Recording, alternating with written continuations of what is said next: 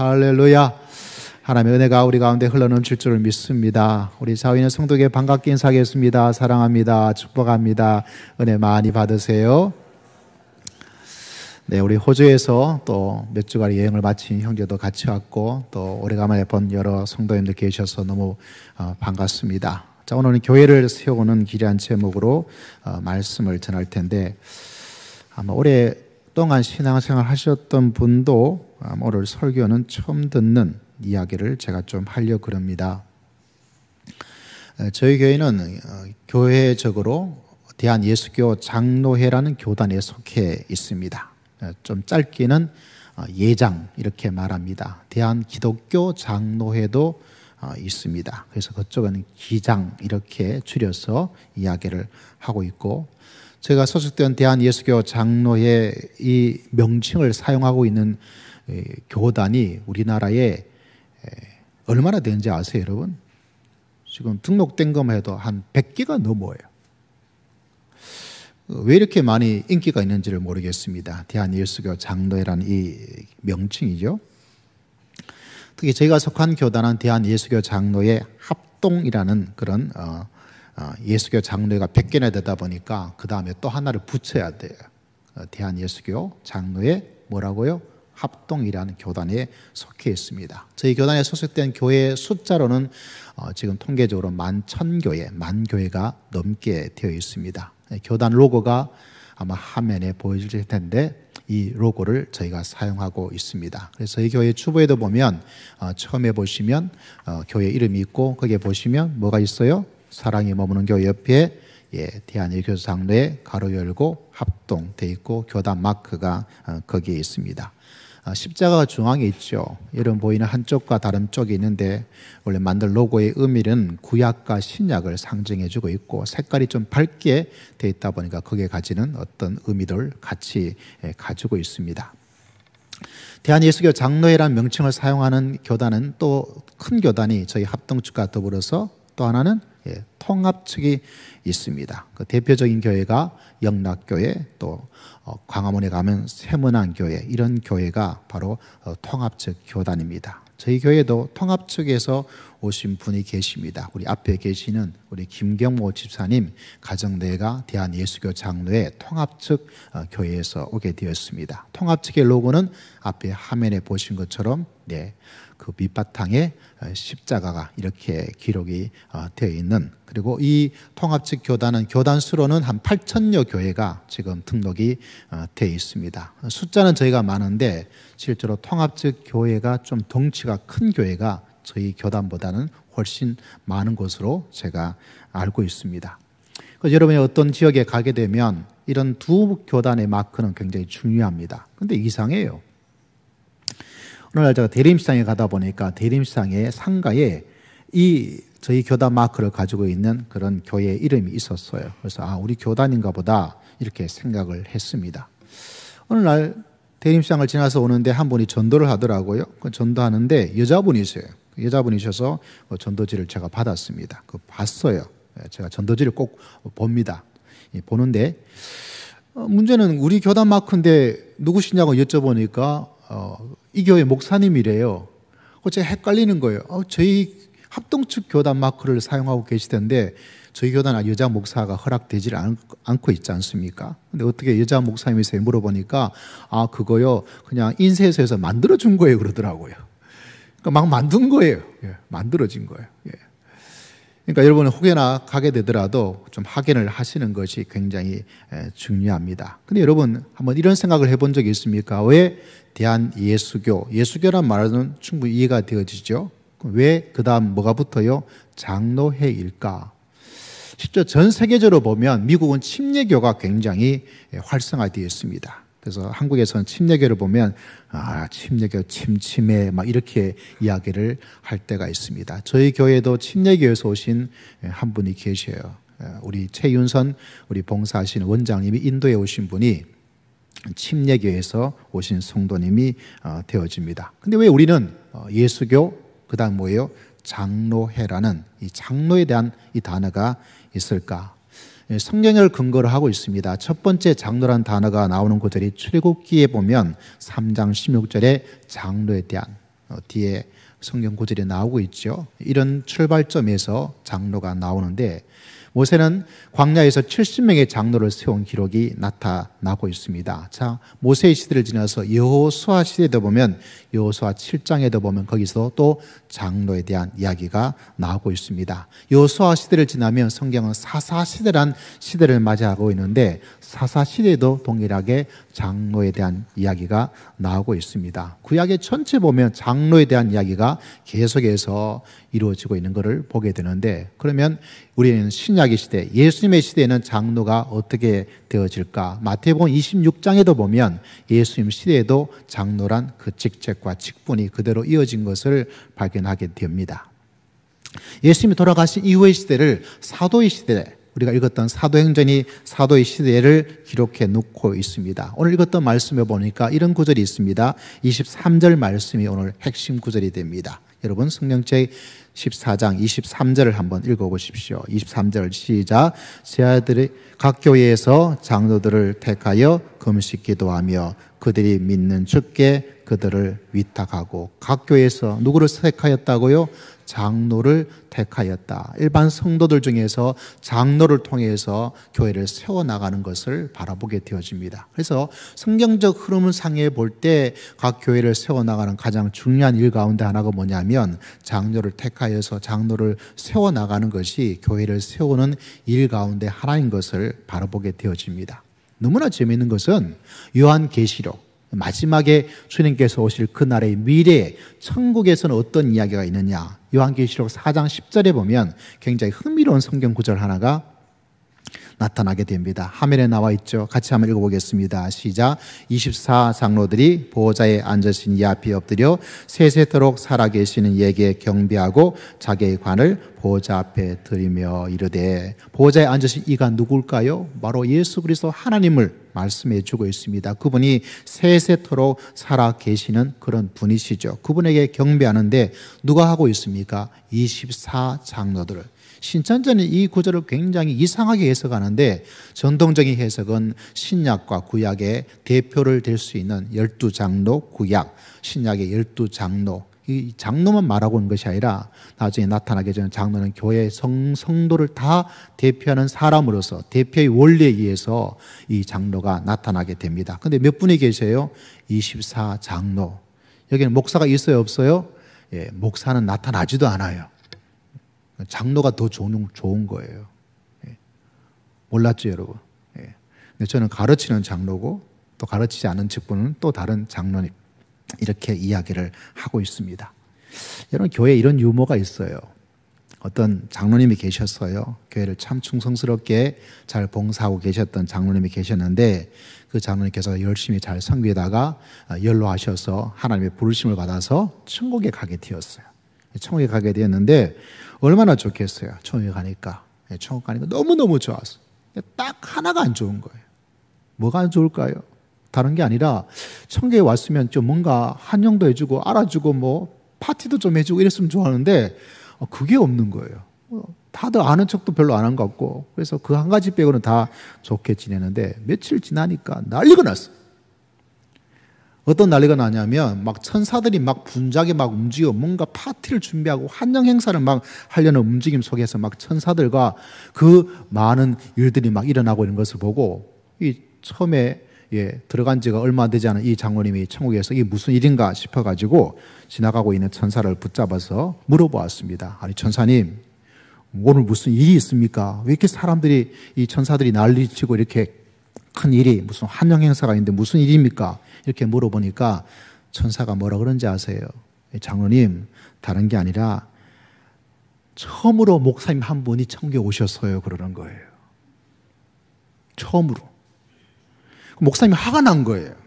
왜 화가 났을까요? 내가 올 때는 환영 행사 한 번도 해주지 않고 사람들이 여기는 계시는 분이 그렇게 환영도 해주지 않고 파티도 해주지 않는데 목사님 한 분이 오셨다고 어떻게 이렇게 대대적으로 환영해 주면 어떡합니까? 참 섭섭합니다. 섭섭해요. 이렇게 말을 하니까 이 천사가 뭐라 그런지 아세요? 예, 장로님은 여기에 많습니다. 예, 요한계시록에 몇 분 계셔서요? 24장로님이 계셨는데 목사님이 계시지 않은 거예요. 장로님들이 많이 계시는데 목사님은 한 번도 오지를 못했어요. 근데 처음으로 이제 목사님이 오셨다고. 그 목사님 이름이 뭔지 아세요, 여러분? 누굴까요? 목사님 이름 누구라고요? 맞습니다. 할렐루야. 이건 제가 만든 이야기예요.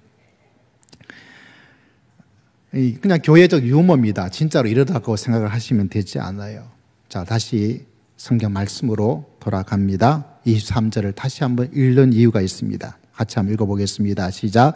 각 교회에서 장로를 택하여 금식 기도하며 그들이 믿는 주께 그들을 위탁하였다. 장로를 택하여서 그래서 장로회라는 이름을 저희가 가지고 있습니다. 교회가 장로님을 선택하여서 교회를 지도하고 다스리도록 하는 그런 제도가 대한예수교 장로회라는 정치의 제도, 이걸 좀 교회적 용어로는 치리한다.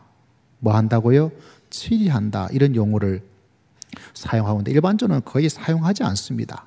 그렇지만은 교회적 용어로서 치리한다. 이런 정치 제도를 가지고 있는데 세계의 모든 교회가 이런 장로회라는 정치 제도를 가지고 있는 것은 아니에요.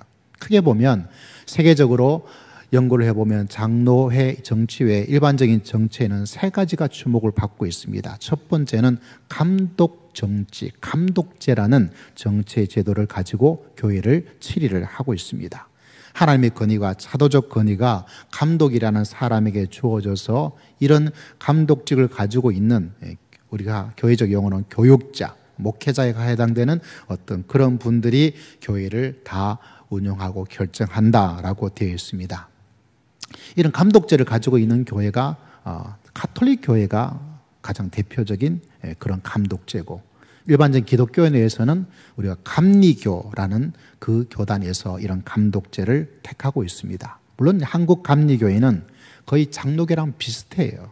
그냥 감독에 해당되는 교육자들의 어떤 것이 있지만은 감리교회도 장로라는 어떤 직함을 가지고 우리 일반적인 대한예수교 장로회 같은 유사한 그 절충령을 택하고 있습니다. 다시 말하자면 감독제의 가장 강한 권한은 그 감독이라는 흔히 말하는 교육자에게 모든 권한이 집중되어 있어요. 자, 두 번째는 우리가 아까 잠시 살펴봤던 장로제도입니다. 이 장로제도는 노예에서 파송된 저 같은 교육자, 목사와 더불어서 일반 성도님들이 선거로 투표한 장로님이 함께 모여서 저와 여러분이 택한 교인의 대표인 장로가 동일한 권한을 가지고, 동일한 권한은 것은 어떤 안건에 대해서 똑같은 투표, 똑같은 의견을 가질 수가 있어요. 그래서 그 권한을 가지고 함께 교회를 다스려 나가는 제도를 가지고 있습니다. 그래서 이 장로교의 정치제도를 사람들이 많이 택하고 있는 그런 가운데 있습니다. 그 대한예수교 장로회는 이렇게 목회자와 그리고 성도들이 선출한, 성도들이 선거한 대표자가 함께 모여서 교회의 중요한 일들을 결정하는 그런 제도를 가지고 있습니다. 그와 더불어서 세 번째는 회중정치 제도를 택하고 있는 정치의 제도를 가지고 있는 교회들이 있습니다. 이 회중정치는 목회자와 모든 성도들이 동일한 권위를 가지고 있어서 성도들이 선출한 어떤 선거에 의한 대표자와 어떤 얘기가 되는 것이 아니라 모든 회중이 의결권을 가지고 있어요. 그래서 어떤 중요한 일을 행할 때마다 함께 전 성도가 모여서 우리 교회 같으면 공동예죠. 회원권을 가지고 모든 성도들이 함께 모여서 중요한 일을 결정합니다. 이런 대표적인 교회가 어디냐면 침례교회예요.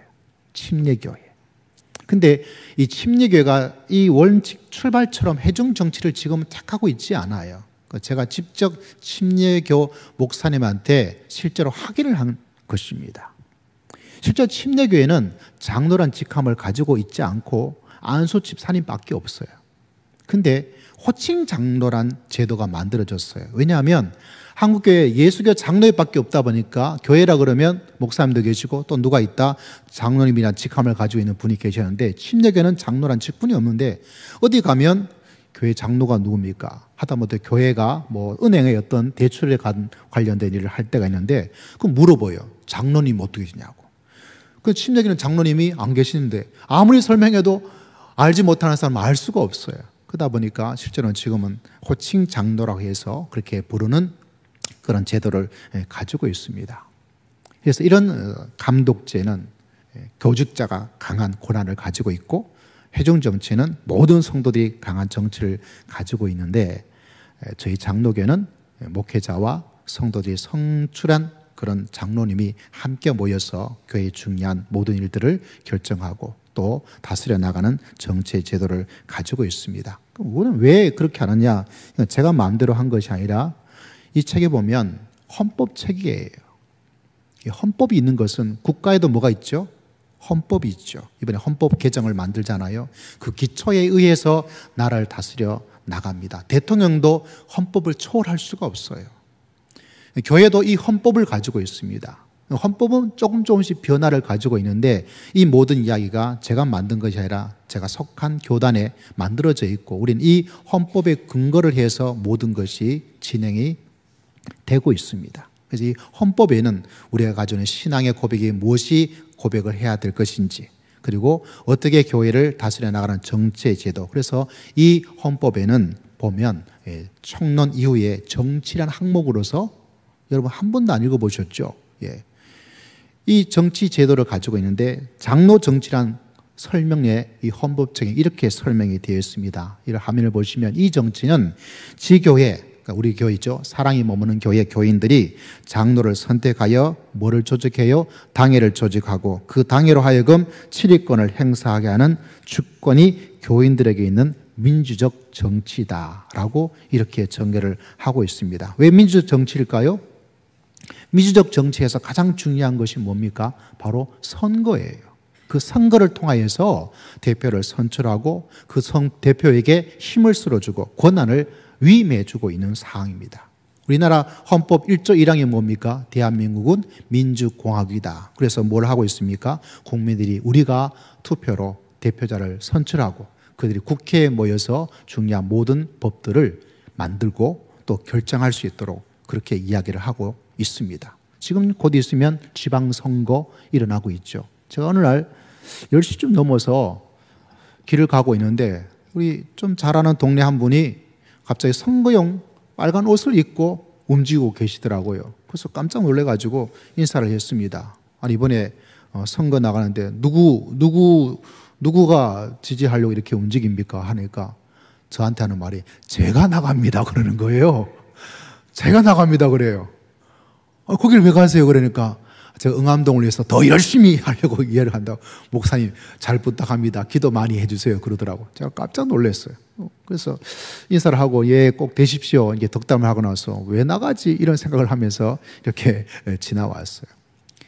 민주 정치란 것이 사람을 택하여서 선거를 하고 그들이 어떤 중요한 일을 결정할 수 있도록 하는 제도를 가지고 있는데 우리 대한예수교 장로의 정치가 바로 그런 민주적 장치를 가지고 있습니다.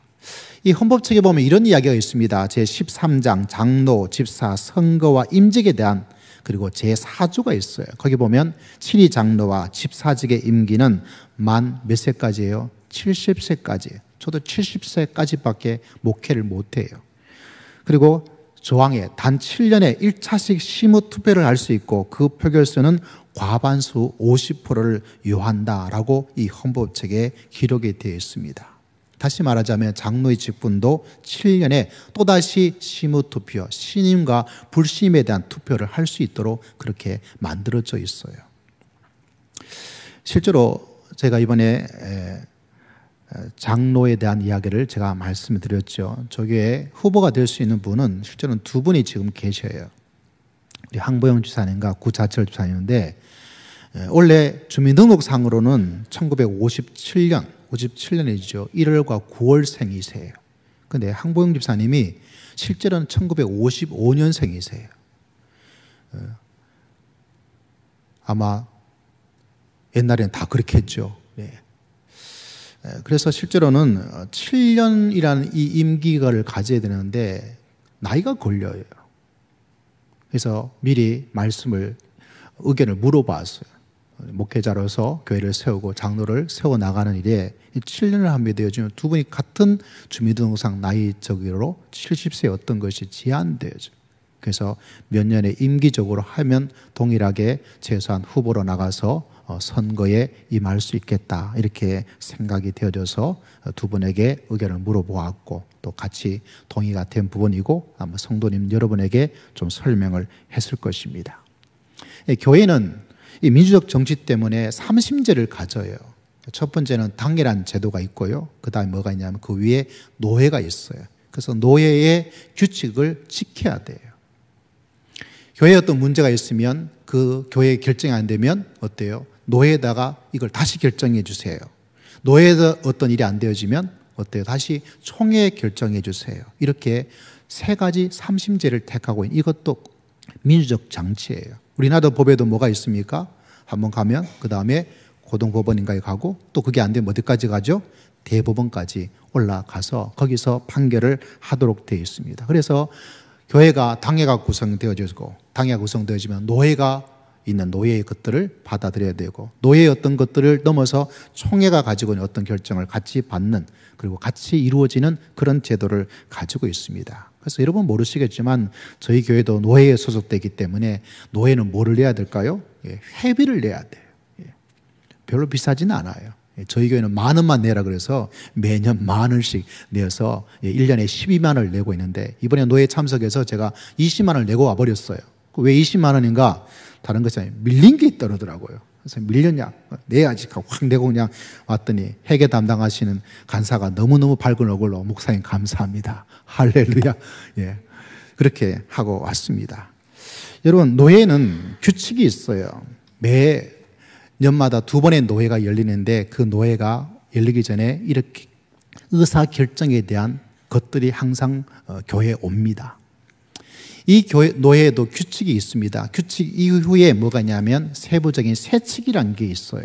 그 세칙에 보면 이렇게 네 번째 장로에 대한 이야기가 나오고 있습니다. 제가 정한 것이 아니고 같이 정한 거예요. 장로 선출 및 장립 허락은 각각 1년이 경과되면 실격이 되고 목사 위임 허락은 6개월이 경과하면 실격된다라는 항목이 있어요. 이 노예 세칙에 의하자면 이번에 노예를 통해서 제가 한 분의 장로 장립 허락을 해 주십시오라고 이야기를 했습니다. 그리고 그에 대해서 이렇게 결정되었습니다. 성도님들이 이렇게 세례 교인이 있습니다. 이렇게 투표를 했습니다. 라고 허락을 요청을 했어요. 네, 그래서 이것이 통과가 되어졌습니다. 장로 시험을 쳐야 돼요. 그런데 1년이 경과되기 전이기 때문에 실제로는 저희가 계획상으로 가을 노예를 지내서 봄 노예 고전에 장로 고시가 있어요. 시험을 치고 그리고 이후에 장로 장립을 해나가는 일이 일어나게 될 그런 계획입니다.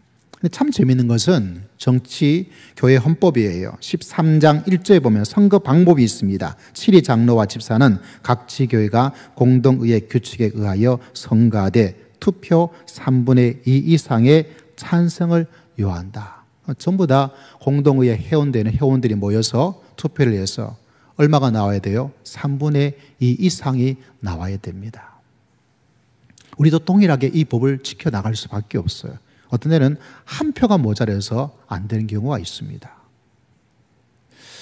그런데 여러분, 장로직에 대한 투표는 이렇게 되는데 도대체 장로라는 이 직분은 도대체 뭘 하는 직분일까요? 제가 물어보았어요. 우리 권오철 집사님한테 물어보았어요. 권오철 집사님, 장로님은 뭐 하는 사람이라고 생각됩니까? 라고 물었더니 첫 번째 대답이 뭐냐고 하냐면 잘 모르겠는데요. 이게 또다시 물었어요. 장로라는 직분이 뭐 하는 사람이라고 생각됩니까? 라고 하니까 두 번째 대답이 뭐냐면 교회 목사님 다음이에요. 목사님 다음으로 큰 어른이시죠. 그러더라고요. 그러니까 다시 말하자면 모든 성도님들이 선거하자 장로란 사람과 장로란 직분을 하지만은 실제 장로님 되신 분도 그렇고 성도님도 대한예수교 장로회라는 교회를 다니고 있지만 도대체 장로님이란 이 직분이 뭘 하는지를 정확하게 알고 있는 사람이 많지를 않아요. 그래서 제가 오늘 이 설교가 이렇게 하는 거예요. 이걸 설교라고 말을 해야 될지 모르겠지만은 우리가 다니고 있는 이 대한예수교 장로회에서는 도대체 어떻게 장로의 직분을 설명하고 있는가? 왜냐하면 장로를 세워나가는 것이 성경적 흐름이요, 그 뜻이 맞다면, 그것이 교회를 세우는 길이라면 우리가 어떤 뜻을 가지고 어떤 모습을 가지고 나아가야 될 것인가? 이것도 제 마음대로 정한 것이 아니라 대한예수교 장로의 이 헌법책에는 장로님이 해야 될 그 사항을 이렇게 몇 가지로 이야기를 해주고 있습니다. 첫 번째, 장로님이란 사람은, 장로란 직분을 어떤 일을 하는 사람인가? 첫 번째는 교회의 신령적 관계를 청찰한다라고 기록이 되어 있어요. 도대체 이게 무슨 말인가? 말이 더 어려워요. 그래서 설명을 해놓았습니다. 7위 장로는 교인의 택함을 받고 교인의 대표자로 목사와 협동하여 행정과 권정을 관리하며 지교회 혹은 전국교회의 신령적 관계를 총찰한다. 다시 말하면 장로란 직분은 성도로부터 택함을 받아야 돼요. 그럼 뭐가 돼요? 교인의 대표자가 되어요. 마치 국회와 똑같은 모습을 가지게 됩니다. 그럼 모여서 뭐 해요? 목사와 협동을 해야 돼요. 행정을 해야 돼요. 권정을 해야 돼요. 그래서 영적인 모든 관계를 할 수 있는 사람이 바로 장로님이란 직분을 가지고 있는 분들이 할 일이라고 되어 있습니다. 다시 말하자면 협동도 잘해야 되고 또 그와 더불어서 대표자로서 여러 가지 일을 할 수 있는 그런 모습을 가지고 있어야 된다라고 이야기를 하고 있습니다. 두 번째, 장로란 직분은 뭘 하시는 직분이고 뭘 해야 되는 사람인가? 두 번째는 도리의 오해나 도덕상 부패를 방지한다. 설명을 해놓았습니다. 주께 부탁받은 양무리가 도리 오해나 도덕상 부패에 이르지 않기 위하여 당회로나 개인으로 선이 권면하되 회개하지 아니한 자가 있을 때는 당회에 보고한다. 이게 바로 장로님이 하는 이야기예요. 도리가 오해되지 않도록 지금 얼마나 많은 이단들이 막 나오고 있습니까? 하나님의 말씀을 파고들어야 돼요. 이건 목사님이 하는 일이 아니고 누가 하는 일이에요? 장로님이 하는 일이에요. 그래서 말씀을 정말로 읽고 연구하고 공부를 많이 해야 돼요. 그리고 얼마나 이 시대가 유혹의 시대를 갖고 있습니까? 잘못된 길로 막 가고 있어요. 그것을 방지하고 권면하여서 또 그것을 회개하지 않을 때는 당에 보고하면 어떤 일이 일어나느냐? 권징이 일어나게 돼요. 세 번째는 뭘 하고 있습니까? 교우를 신방하되 위로하고 교훈하고 간호한다. 교우를 신방하되 특별히 병자와 조상자를 위로하며 무식한 자와 어린아이들을 가르치며 간호할 것이니 평신동보다 장로는 신분상 의무와 직무상 책임이 더욱 중요하다. 신방은 누가 하는 거예요? 여러분은 목사님이 하는 걸 알고 있지만은 목사님이 하는 것이 아니에요. 누가 하는 거예요? 장로님이 하는 거예요. 엄격한 의미에서 장로란 제도를 가지고 있으면 장로를 세우고 가르치는 장로는 누구를 가르치냐면 성도도 가르치지만은 그 장로님을 가르쳐서 신방을 잘할 수 있도록 위로를 잘할 수 있도록 잘 가르칠 수 있도록 이렇게 하는 모든 일을 하도록. 신방은 누가 하죠? 위로는 누가 할까요? 가르치는 것은 누가 할까요? 그것이 장로란 직분을 가지고 있는 분들이 할 일이라고 그렇게 정리를 하고 있습니다. 네 번째는 무엇일까요? 교인의 신앙을 살피고 위하여 기도한다. 장로는 교인과 함께 기도하며 위하여 기도하고 교인 중에 강도의 결과를 찾아본다라고 되어 있습니다. 그러니까 장로님들은 기도에 죽을 둥 살둥 기도의 사람이 되셔야 돼요. 할렐루야. 장로님이 기도를 하지 않는다 그러면 자기가 주어진 직분이 뭔지를 모르는 거예요. 그들과 함께 기도해야 돼요. 데리고 기도하고 모여서 기도하고 그들을 위해서 기도하고 그리고 뭘 합니까? 교인 중에 강도의 결과를 찾아본다. 목회자는 말씀을 가르치는 강도예요. 제가 성경책을 읽으세요. 성경 일독합시다 라고 했으면 성도들이 성경 일독을 잘할 수 있는지 그 결과를 찾아보고 읽을 수 있도록 감사일기 써서 감사를 열심히 하는 성도가 됩시다 라고 말했으면 그 감사일기를 사람이 잘 쓰고 있는지 그리고 그 감사를 통해서 어떤 모습을 가지고 있는지 누가 해야 될까요? 누가 해야 돼요? 누가 하라고 이야기하고 있습니까? 누가 하라고요? 장로님이 그 일을 하시는 거예요. 그렇게 헌법이 이야기를 하고 있습니다. 그러니까 이 일을 잘 모르면 우리가 흔히 당에 모여서 행정적 일의 결정이라면 그 일은 주어진 일 가운데 너무나 작은 일이에요. 도리어 성도들을 살피고 기도하고 가르치고 신방하고 하나의 목회자가 할 일이라고 여러분이 생각하는 그 일을 누가 하는 거예요? 장로님이 다 하는 거예요. 여러분, 이런 귀한 장로님이 우리 교회에 많이 나올 줄 믿습니다. 예, 할렐루야. 교회에 또 이런 유머가 있습니다. 어떤 장로님이 계셨어요. 예, 믿음이 참 좋으신 장로님이신데 이 장로님의 취미가 뭐냐면 사극의 드라마를 보는 게 또 취미셨어요. 사극의 드라마를. 그래가지고 어느 날 사극의 드라마를 너무너무 좋아해서 열심히 케이블 TV를 통해서 방영된 거를 보다가 토요일 날인데 자정을 넘어서까지 아주 그냥 사극 드라마를 봐버렸어요. 얼마나 하겠어요. 아침에 일어나니까 예배 시간이 다 됐어요. 그래서 막 양복 입고 막 왔어요. 알고 보니까 그날 대표기 되셨어요. 대표기 됐어요. 그래서 하나님께 기도했습니다. 하나님 아버지, 이 죄인을 통촉하여 주시옵소서 이렇게 기도했다는 그런 유머가 있어요. 여러분, 장로님이 이렇게 소중한 분이에요. 그래서 이 일을 감당할 수 있는 장로님을 세우면 교회가 세워져 나가는 거예요. 다섯 번째 헌법정의는 뭐라고 되어 있냐면 특별히 신방할 자를 목사에게 보고한다.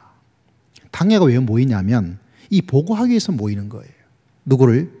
특별히 신방해야 되겠습니다. 제가 신방해 보니까 목사님 한번 가셔서 또 재신방하는 게 이분에게 도움이 될 것입니다. 이분이 환자인데 이분의 슬픔을 당했는데 회개하는 자와 특별히 구조를 받아야 할 자를 있을 때는 목사에게 보고한다. 이게 바로 장로님이 하시는 일이에요. 이게 바로 장로님이 이런 일을 하라고 뭐를 하고 있습니까? 바로 장로님을 세워나가는 거예요. 교회 일을 할 때 이런 하나님의 일을 하는 분이 필요하다는 거죠. 책임을 더욱더 가지면서. 장로 임지식을 하게 되면요, 여러분, 복종 사역을 합니다. 그 자리에 오신 모든 성도들에게 일어나라 그래서 이 장로님을 세우는데 어떤 복종 사역을 하냐면 이렇게 묻습니다. 사랑이 머무는 교회 성도들이요, 아무씨, 누구를 이 교회, 본교회의 장로로 받고 장로를 받아야 돼요. 성경과 교회 정치에 가르친 바를 따라서 성경 말씀과 교회 정치가 기록된 이 책의 기준을 따라서 주 안에서 뭐하여? 존경하고 주 안에서 위로하고 그 다음에 뭐가 나와요? 복종하기로 맹세합니까? 라고 물어봐요. 근데 여러분은 뭐라고 대답해야 돼요? 그래 놓고 뭐를 하지 않아요? 존경도 하지 않고 뭐도 하지 않아요? 위로도 하지 않고 복종도 하지 않고. 그러면 되겠어요? 안 되겠어요? 이 서약을 합니다, 여러분. 이 서약을 하라는 거예요. 뭐 해야 된다고요? 세우고 나서 위로하고, 세우고 나서 존경하고, 세우고 나서 복종하고. 그래서 그 사역을 잘 할 수 있도록, 왜냐하면 존경이 필요해요. 여러분, 저도 좀 존경해 주세요. 할렐루야. 또 뭐 해야 돼요? 위로가 필요한 거예요. 우리 모두가 위로가 필요하잖아요. 위로가 필요하지 않은 사람은 아무도 없어요. 또 뭘 해야 돼요? 복종하기로. 그래서 장로님을 세워나간다는 것이 이렇게 중요한 절차를 가져요. 이런 중요한 의미를 가지고 있습니다. 심지어 이걸 뭐라고 하냐면 복종서약이다라고 그렇게 이야기를 하고 있습니다. 여러분, 이렇게 교회를 세워나가는 우리 사랑의 머무는 귀한 교회가 되어야 될 줄 믿습니다. 헌법에 보면 이렇게 장로님이 세워지면 당회가 구성되어지는데 1조에 이렇게 되어 있습니다. 당회는 지교회 목사와 7위 장로로 조직하되 세례교인 25인 이상을 요하고 장로의 증언도 이에 준한다. 다시 말하자면 세례교인 25명에게 한 명의 장로님이 세워나가요. 이게 무슨 말이냐 하면요, 장로님이 하신 일이 신방, 위로, 가르침, 기도, 그 영혼을 돌보는 거예요. 몇 명의 영혼을 돌봐야 될까요? 기준점이 25명이에요. 한 분의 장로님이 몇 명의 영혼을 돌보라고요? 25명의 영혼을 책임지고 돌보라고 세우는 거예요. 또 다른 25명이 생기면 수가 너무 많아서는 안 되니까 어떻게 해야 됩니까? 또 다른 장로님을 세워서 그 25명의 영혼을 돌보라는 거예요. 신방하고 찾아가고 위로하고 가르치고 권면하고 기도해주고 뭐 하라는 거예요? 몇 명의 영혼을요? 25명의 영혼을. 그러면 성경에 나타나지 않았지만은 헌법의 정신을 기억하면 한 교회 단임 목사는 몇 명의 장로님까지를 둘 수 있을까요? 한 장로님이 25명의 세례교인을 감당하는 책임을 맡은 사람이라면 한 교회는 몇 명의 장로님까지를 한 교회 단임 목사가 둘 수 있을까요? 정확하고 적합할까요? 헌법에 나타나지 않지만 이 기준점에 하자면 한 교회 단임 목사는요 25분의 장로를 넘어서서는 돌볼 수가 없어요. 왜냐? 한 교회 한 장로님은 몇 명의 영혼을 돌봐요? 25명이에요. 한 교회 단임 목사도 몇 명까지만 돌볼 수 있을까요? 그 25명의 기준점을 가지고 있는 25명의 장로님을 넘어서면 너무 많아요. 다시 말하자면 한 교회의 사이즈는 장로님이 25명의 세례교인을 기준으로 해서 그 기준점에 적합하게 25명의 장로를 세워나가면 그 이상은 한 교회 단임 목사가 담당하기에는 불가능해요. 너무 많아요. 그러면 25명의 장로님, 한 분의 세례교인 25명, 25 곱하기 25는 얼마예요? 625명이에요.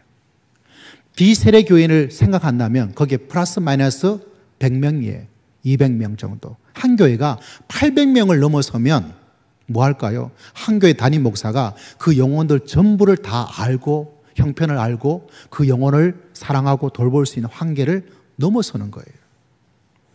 이게 성경이 가지고 있는 당의 헌법이 가지는 기본적 정신이 아닐까라고 생각이 되어집니다. 다시 말하자면 장로님을 세워나간다는 것은 이렇게 뭐예요? 소중하고 큰 일이에요. 그래서 뭐를 할까요? 다시 성경으로 돌아옵니다. 성경은 어떻게 하고 있습니까? 어떤 일까지 하고 있습니까?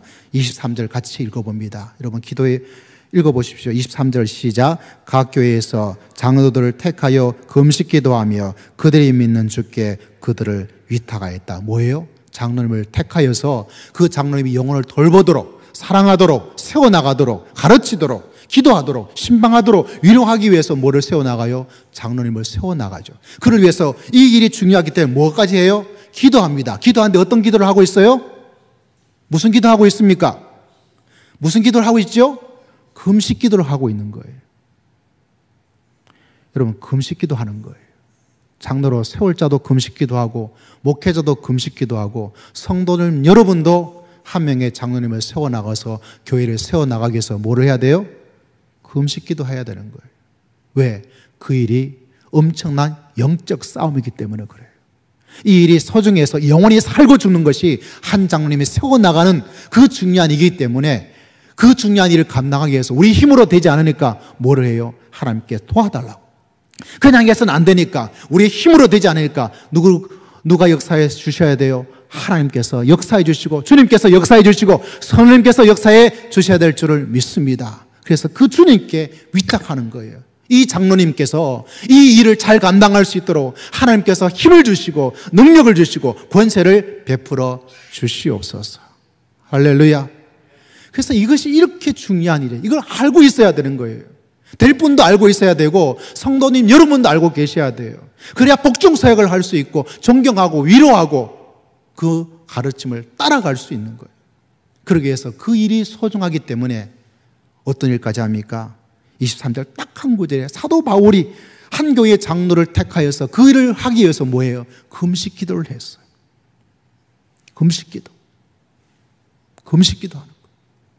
왜? 그렇게 중요한 사명이기 때문에. 그리고 뭘 하고 있습니까? 그들이 믿는 주께 그들을 위탁하였다. 할렐루야. 하나님의 놀라운 역사가 일어나야 감당할 수가 있는 거예요. 내 힘으로 감당하면 망하는 거예요. 내 힘으로 살아가려고 그러면 나도 망하고 교회도 망하고 다 힘들어지게 되는 거예요. 그러니까 이것이 얼마나 중요한 일인지를 우리가 꼭 기억해야 돼요. 성경에도 이렇게 말씀하고 있고 우리가 장로회라는 교단의 헌법책에도 이렇게 중요한 일들을 하고 있습니다. 사랑하는 성도 여러분, 오늘 말씀은 길기도 하고 좀 딱딱하기도 하죠. 그렇지만 이 장로회란 것이 또 이 장로님을 세워나간다는 것이 교회적으로 얼마나 중요한지를 꼭 기억하여서 교회를 아름답게 주님께서 원하시는 하나님의 살아있는 교회로 세워나갈 수 있는 우리 모두가 반드시 되시기를 주의 이름으로 축복합니다. 할렐루야.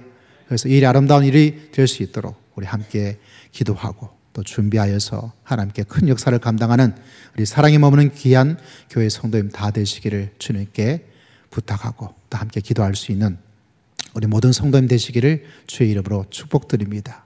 그게 뭐냐? 장로교인이에요. 장로교인. 그걸 알고 장로교회에 다니셔야 돼요.